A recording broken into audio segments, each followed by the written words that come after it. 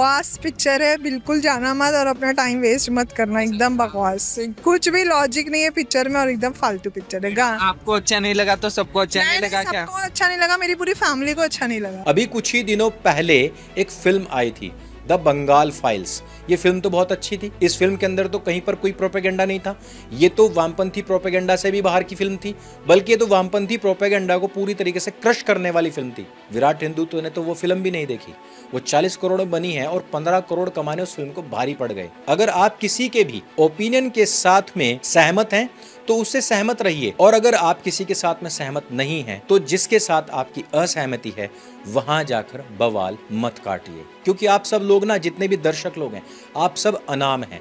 लेकिन ये जो फाइट है ना, ये उन लोगों के बीच में बन जाती है जो लोग रिव्यू दे रहे होते हैं, और इन्हीं सब फाइट्स का फायदा ना अपोनेंट उठाते हैं। एक माँ के पेट से पैदा हुए दो बच्चों के भी ओपिनियन अलग अलग हो सकते हैं, तो फिर एक बिहार और दूसरा महाराष्ट्र में बैठे हुए दो लोगों के ओपिनियन एक कैसे हो सकते हैं भला?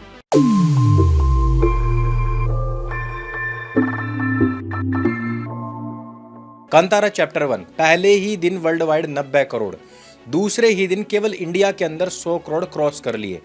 यानी कि जो लोग कह रहे थे कि फिल्म के अंदर प्रोपेगेंडा है, फिल्म के अंदर कुछ तो प्रॉब्लम है, उन लोगों को भी धीरे धीरे पता लग रहा है कि लोगों को ये फिल्म पसंद आ रही है। और दूसरी बात कि अगर हम ये कहने लग जाएं कि हिंदुस्तान के कम से कम 100 करोड़ लोग जो हैं उनको ये ही नहीं पता कि फिल्म के अंदर क्या परोसा जा रहा है, तो या तो हम मूर्ख हैं या फिर ये 100 करोड़ लोग मूर्ख हैं। और 100 के 100 करोड़ लोग एक साथ मूर्ख हो जाएं, ऐसा भी नहीं हो सकता। प्रोपेगेंडा आजकल हर एक फिल्म के अंदर होता है, कुछ ना कुछ जरूर होता है। कहीं कहानी की डिमांड बताकर परोसा जाता है, तो कहीं पर वो असल में उसकी कथा की डिमांड बन जाती है। लेकिन ऐसा क्या है फिल्म के अंदर कि उसने बहुत बड़ा कोई प्रचार प्रसार नहीं किया, बहुत बड़ी कोई स्टार कास्ट नहीं रखी, बहुत बड़े बड़े कोई डायरेक्टर, प्रोड्यूसर या बैनर का भी उसके साथ नाम नहीं है, फिर भी 2 दिन के अंदर ही केवल हिंदुस्तान के अंदर 100 करोड़ को हिट कर लिया। वो वजह है ऋषभ शेट्टी का डेडिकेशन, उसकी वजह है सिंगल हैंडेड उस व्यक्ति ने इस फिल्म को संभाल रखा है, वो वजह है इस व्यक्ति का इस फिल्म के लिए मेहनत, और वो जो समर्पण उसके रोम रोम में दिखाई देता है।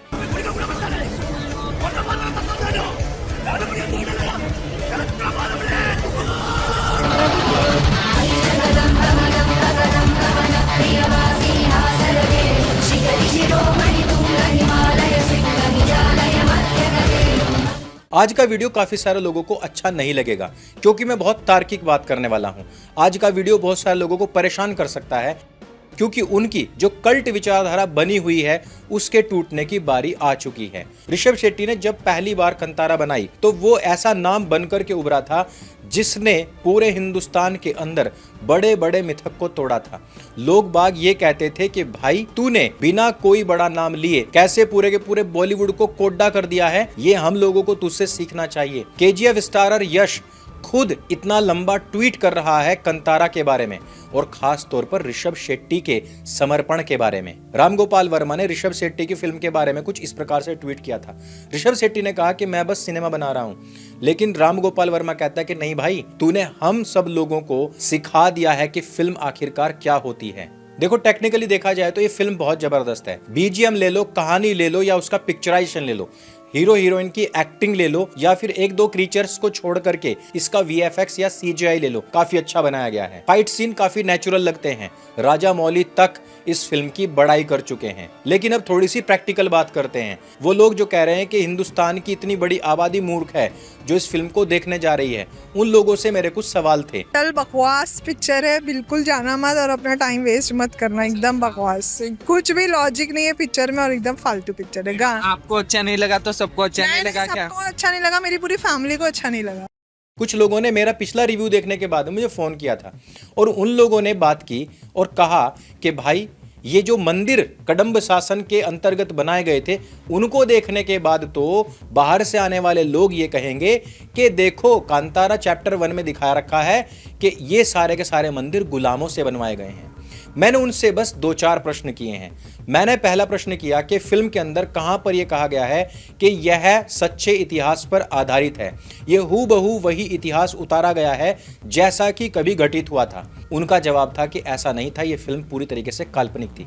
वैसे तो यहीं पर बात खत्म हो जानी थी, क्योंकि फिल्म अगर काल्पनिक है तो यहां पर किसी भी चीज का कोई लेना देना नहीं है। लेकिन क्योंकि इसमें कदंब शासन की बात की गई है, इसलिए उनका ऑब्जेक्शन भी जायज था। दूसरा मैंने क्वेश्चन किया कि कदंब शासन कब से कब तक था। उनके पास इसका कोई जवाब नहीं था। मैंने उनसे पूछा कि उनका शासन कहां से लेकर कहां तक था, उसका भी इनके पास कोई जवाब नहीं था। मैंने उनसे पूछा कि उनके कार्यकाल में बने हुए केवल 4 मंदिरों के नाम बता दो, उनके पास उनका भी कोई जवाब नहीं था। मैंने पूछा कि कदंब शासन के केवल 4 राजाओं के नाम बता दीजिए, उनके पास इस बात का भी कोई जवाब नहीं था। तो फिर मैंने अंतिम सवाल पूछा कि कहां फिल्म में यह कहा गया है कि ये कदंब के राजा थे। दरअसल फिल्म के अंदर कहीं पर भी नहीं कहा गया कि जो 3 पीढ़ियां यहां पर दिखाई गई हैं वो राजा थी, बल्कि वो राजा की सामंत होते हैं जो कि इस प्रकार का कार्य कर रहे होते हैं। इसी में मेरा एक और सवाल इंक्लूड था, फिल्म के अंदर कहां पर यह कहा गया है कि ये राजा राजपूत थे, क्षत्रिय थे, क्योंकि एक परिकल्पना ये भी चलाई जा रही है कि इससे क्षत्रियों का मानमर्दन होगा, क्षत्रियों के ऊपर लोग सवाल उठाएंगे। दोस्तों वैसे तो कोई मूर्ख ही होगा जो इस फिल्म को देखने के बाद में किसी के ऊपर सवाल उठाएगा, लेकिन यहां पर सवाल यह भी बनता है कि कब ऐसा हुआ कि सामंतों ने आदिवासियों या अपनी प्रजा के लोगों को अपनी राजगद्दी पर बैठा रखा होगा। दूसरी बड़ी बात कि जब कदंब शासन था उस समय पर मुसलमानों, पुर्तगालियों या बाहर से आने वाले लोगों का कोई स्थान नहीं था, जबकि इस फिल्म के अंदर मुसलमान या पुर्तगाली लोग भी दिखाए गए हैं, बाहर से होने वाला व्यापार भी दिखाया गया है। फिर आती है बारी के वामपंथी प्रोपेगेंडा को स्ट्रॉन्ग करने के लिए फिल्म बनाई गई है। वामपंथी कब चाहते हैं कि भगवान की पूजा हो? वामपंथी वराह अवतार में मानते हैं क्या? वामपंथी परशुराम जी में मानते हैं क्या? वामपंथी चामुंडी देवी में मानते हैं क्या? वामपंथी भगवान शिव में मानते हैं क्या? शिवलिंग में मानते हैं क्या? या उनके गणों में मानते हो, या रुद्र में मानते हो? किसी भी एक चीज में मानते हो तो बताइए। जो भी फिल्म को देखने जा रहा है वह कहीं पर भी यह नहीं कह रहा कि हमारा धर्म से आज विश्वास उठ गया, बल्कि यह तो स्ट्रांगली कर्म फल की व्यवस्था में विश्वास दिला रही है, बल्कि यह तो स्ट्रांगली अपने धर्म की ओर लोगों को बढ़ाने का कार्य कर रही है। अब मैं बात करता हूं अपने पिछले रिव्यू की। शायद इन लोगों ने मेरा पिछला रिव्यू ढंग से देखा नहीं है। उस वीडियो के लास्ट में मैंने कहा था कि मैं नहीं कह रहा हूं किसी को भी कि इस फिल्म को देखने के लिए जाओ, क्योंकि सबका अपना अपना टेस्ट होता है, सब लोग अपने आप से ही जाते हैं। फिर भी फिल्म ने इतने जबरदस्त रिकॉर्ड तोड़े हैं, इसका मतलब सीधा सीधा सा है कि कोई हमारे कहने से नहीं जा रहा, ये हमारे अपने रिव्यू होते हैं।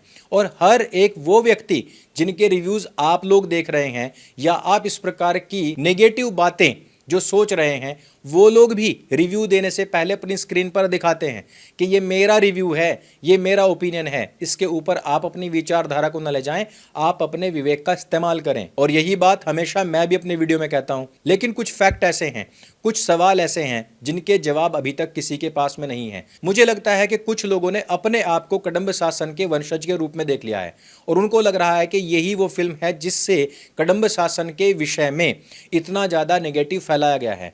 मैं सच बताऊं, जितने भी लोग इस फिल्म को देख रहे हैं, चाहे वो पॉजिटिव हो या नेगेटिव हो, उन्होंने कदंब शासन के विषय में संभवतः पहली बार ही सुना होगा। उससे पहले ये लोग जानते तक नहीं थे। अब करते हैं एक और मजेदार बात। जो लोग कह रहे हैं कि उस समय पर गुलामी की प्रथा नहीं थी, उन लोगों से सवाल है, 5,500 साल पहले महाभारत हुआ था, उस समय पर द्वापर युग था, उस समय पर भी दुर्योधन, दुशासन, शकुनी जैसे लोग थे, उस समय पर भी धर्म और अधर्म दोनों थे और दोनों ही पक्ष के लोग सनातन धर्म को ही मानने वाले थे।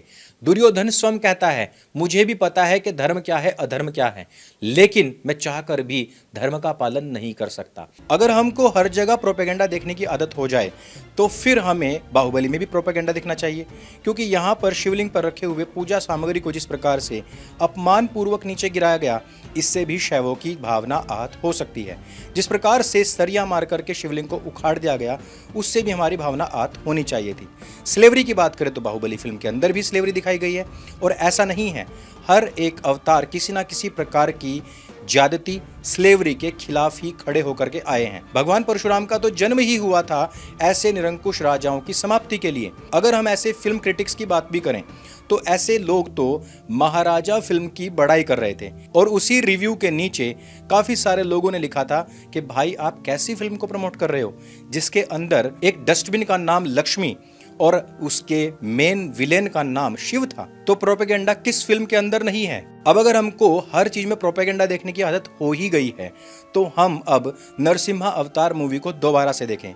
क्या उसमें शिखाधारी जनेऊधारी दो ब्राह्मणों को हास्य का उपहास का प्रतीक बना करके नहीं दिखाया गया? इस फिल्म को यदि हम और ध्यान से देखेंगे तो इसमें केवल वैष्णव संप्रदाय को अपीज करने का प्रयास किया गया है और शैव संप्रदाय को बार बार नीचा दिखाने की कोशिश की गई है। अगर हमारे दिमाग के अंदर हर चीज के अंदर केवल गंदगी ढूंढने का ही वायरस जाग जाएगा तो हमें कोई भी फिल्म अच्छी नहीं लगेगी, हमें किसी का कोई भी प्रयास ढंग का दिखेगा ही नहीं। और जो लोग कह रहे हैं कि अंग्रेजों या मुगलों से पहले स्लेवरी किसी भी रूप में भारतवर्ष में नहीं थी, तो उनसे जवाब चाहिए कि फिर कंस अपने साम्राज्य में अपने लोगों के साथ क्या कर रहा था। यह तकरीबन 5,500 साल पुरानी बात है। उस समय पर वहां के लोग कंस के द्वारा उनको गुलाम बनाए जाने और पीड़ित किए जाने के बाद त्राहिमाम त्राहिमाम कर रहे थे। वो अपनी हर प्रार्थना में कहते थे कि हे ईश्वर हमारे तारणहार तुम कब आओगे। अर्थात इसका सीधा सा मतलब हुआ कि जब जब अवतार हुए हैं वो किसी ना किसी रूप में जो स्लेवरी चल रही थी उसको समाप्त करने के लिए ही हुए हैं। यानी कि 5,500 साल पहले भी सब प्रकार के लोग थे। त्रेता युग में भी इसी पृथ्वी पर धर्म और अधर्म, देव और दानव, मानव और असुर दोनों प्रकार के लोग थे। सतयुग की तो बात ही छोड़ दीजिए, सर्वाधिक अवतार सतयुग में ही पैदा हुए हैं और उसका कारण कहीं ना कहीं यही है कि पाप कर्म तब भी होते थे और भगवान को तब भी आना पड़ता था। अंत में बस इतना ही कहना चाहता हूं कि सभी के अपने अपने ओपिनियन हैं। प्लीज एक दूसरे को ना तो क्रिटिसाइज कीजिए और ना ही एक दूसरे को गाली देने का काम कीजिए। जो चीज आपने अपनी आंखों से नहीं देखी, जिस चीज के विषय में आप नहीं जानते, उसको जानने का प्रयास कीजिए। आज नहीं तो कल कीजिए। लेकिन ऋषभ शेट्टी वही व्यक्ति है जिसने 16 करोड़ में पिछली कंतारा बनाई थी, 400 करोड़ कमाए थे, 100 करोड़ इसमें लगाए हैं। तो जरूरत नहीं है उसको किसी वामपंथी व्यक्ति से पैसा मांग करके कोई नया प्रोपेगेंडा चलाने की। वो व्यक्ति जो 16 करोड़ होते हुए सनातन धर्म के ऊपर इतनी जबरदस्त फिल्म बना सकता है और जिसको तुमने खुद 400 करोड़ रुपए कमा कर दिए हैं, क्या वो 100 करोड़ रुपए लगा करके उससे अच्छी फिल्म नहीं बना सकता?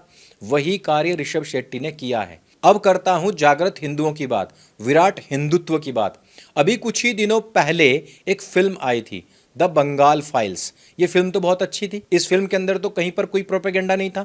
ये तो वामपंथी प्रोपेगेंडा से भी बाहर की फिल्म थी, बल्कि ये तो वामपंथी प्रोपेगेंडा को पूरी तरीके से क्रश करने वाली फिल्म थी। विराट हिंदुत्व ने तो वो फिल्म भी नहीं देखी। वो 40 करोड़ में बनी है और 15 करोड़ कमाने उस फिल्म को भारी पड़ गए। तो संसार में क्या चल रहा है और क्या नहीं चल रहा है, ये ना तो मैं तय कर सकता, ना ही कोई रिव्यूअर तय कर सकता। कौन सी फिल्म हमें देखनी चाहिए और कौन सी नहीं देखनी चाहिए, ये भी कोई तय नहीं कर सकता। हम केवल अपना अपना ओपिनियन दे सकते हैं। अगर आप किसी के भी ओपिनियन के साथ में सहमत हैं तो उससे सहमत रहिए, और अगर आप किसी के साथ में सहमत नहीं हैं तो जिसके साथ आपकी असहमति है वहां जाकर बवाल मत काटिए। क्योंकि आप सब लोग ना, जितने भी दर्शक लोग हैं, आप सब अनाम हैं। लेकिन ये जो फाइट है ना, ये उन लोगों के बीच में बन जाती है जो लोग रिव्यू दे रहे होते हैं, और इन्हीं सब फाइट्स का फायदा ना अपोनेंट उठाते हैं। एक माँ के पेट से पैदा हुए दो बच्चों के भी ओपिनियन अलग अलग हो सकते हैं, तो फिर एक बिहार और दूसरा महाराष्ट्र में बैठे हुए दो लोगों के ओपिनियन एक कैसे हो सकते हैं भला? इस वीडियो में सिर्फ इतना ही। अगर ये वीडियो आपको अच्छी लगती है, जानकारी से भरपूर लगती है, इसको सबके साथ में शेयर अवश्य करें। मेरे संग बोली सत्य सनातन वैदिक धर्म की जय। जय हिंद, वंदे मातरम।